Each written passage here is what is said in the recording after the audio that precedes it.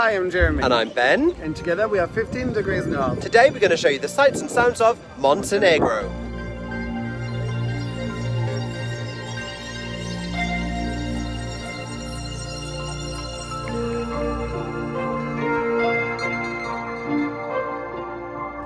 Montenegro is a tiny country that sits in the southwestern corner of the former Yugoslavia. Independent since 2006, it has quickly developed a thriving tourism industry with people flocking from around the world to see what used to be one of Europe's most remarkable hidden gems, the Bay of Kotor.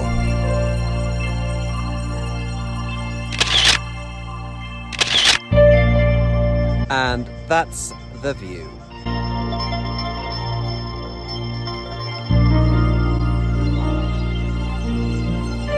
Surrounded by steep slopes of the Dinaric Alps, the bay is actually a ria, with water from the Adriatic Sea entering through a channel only 340 meters wide at its narrowest stretch. Hang on a minute, you've skipped over the bits where you explain what a ria is. Well, you know, a ria. Please explain it to us as though we are 5 years old. Once upon a time... I didn't give you permission to be condescending. Once upon a time, a long time ago, the land was gripped in the throes of an eternal winter. You mean the Ice Age? Great rivers froze and towering mountains became laden with the weight of their icy blankets. You mean glaciers? But one day, the gods of the snow were defeated by the gods of the fire, and the once mighty ice sheets retreated to the north. You mean they thawed? But in their place came the sea, rising to claim what was once the province of the snow, and from thence the ria was born. So you actually mean that a ria is a flooded, unglaciated river valley? Exactly, but my version was much more exciting. The town of Kotor, which sits at the southern end of the bay, is a medieval walled city, with many of its buildings dating from the Venetian Empire. Absolutely stunning! Its fortifications have made it a UNESCO World Heritage Site, giving it the feel of nearby Dubrovnik, which is just a stone's throw up the coast. But the real star of the show is the landscape, with people often describing it as Europe's southernmost fjord. But we know better because it's obviously not a fjord, it's a ria. Obviously. The population of Kotor is actually tiny. Less than 15,000 people live there, but every day several cruise ships dock in the bay and the town fills up with people, with about 250,000 people visiting annually. Croatia's tourism boom of the last 2 decades has definitely brought Montenegro along with it, and there's a lot of similarities between the two. But if you ask us, we would choose Kotor over Dubrovnik any day. Make sure to head to Perast, a stunning little town right at the center of its eastern shore, from which you can get a boat out to the 2 islands, with one a monastery and the other a church. The latter is called Our Lady of the Rocks, which is actually an artificial island built after a local seaman apparently discovered an icon of the Virgin Mary on a rock there, submerged by the sea.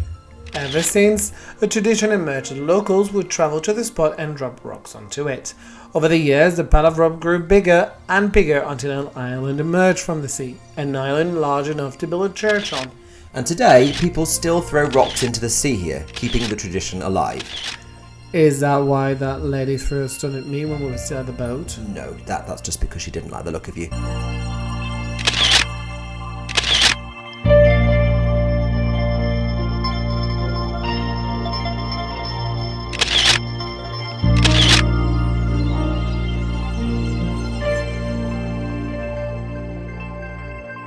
If you have the luxury of a car, make sure to head up for the best views over the entire bay.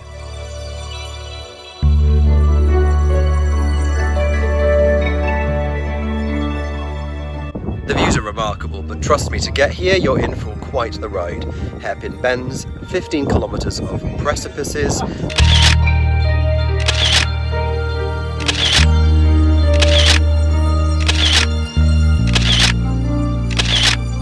Of course, the Bay of Kotor is not the only thing worth seeing in Montenegro. Head out to the coast and you'll see lots of Venetian towns that look just like the ones people adore in Croatia. We took a beach day at Sveti Stefan, but there are many others you can see in both directions from Kotor. But make no mistake, the tourists are here in force in the summer months.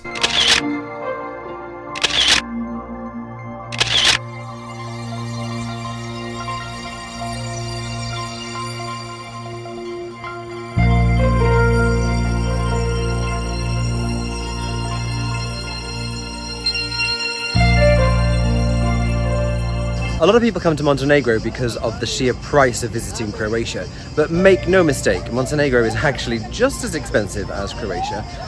It comes with quite the similar price tag. Heading inland and you begin to feel a cultural change. Here, there is much more of an influence from its time as part of the Ottoman Empire, reflected in several border towns, mosques, souks and medinas. But we'll be talking much more about that side of the Balkans in our Albania video.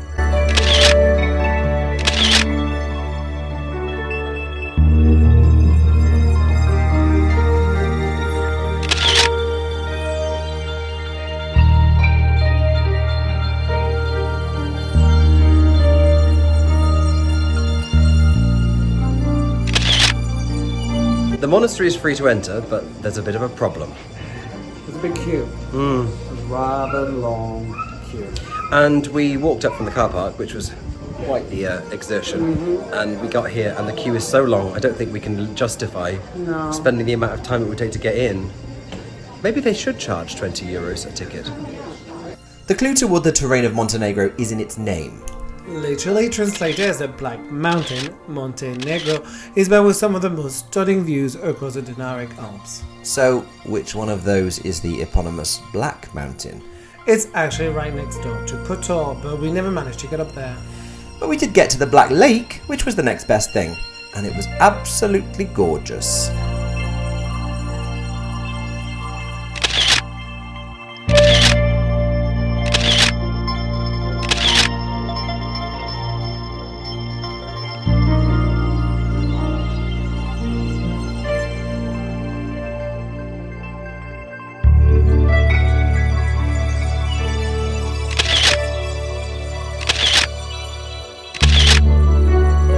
Until recently, if you'd asked us where was the best place to visit in the Balkans, we would have said, if you like the coast, Croatia, and if you like the mountains, Bosnia.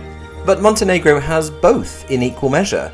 We're not saying that Montenegro is better than the others, but... No, that's exactly what I'm saying. Montenegro is the jewel of the Balkans. Okay, fine.